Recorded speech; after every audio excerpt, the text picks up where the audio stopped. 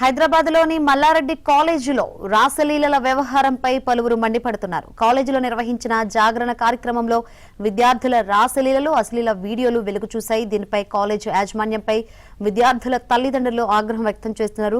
మంచి కాలేజీని చేర్పిస్తే విద్యా వాతావరణాన్ని కలుషితం చేస్తున్నారని ఇలా చర్యలు విద్యార్థుల భవిష్యత్తుపై ప్రతికూల ప్రభావం చూపే అవకాశం ఉందని విమర్శిస్తున్నారు.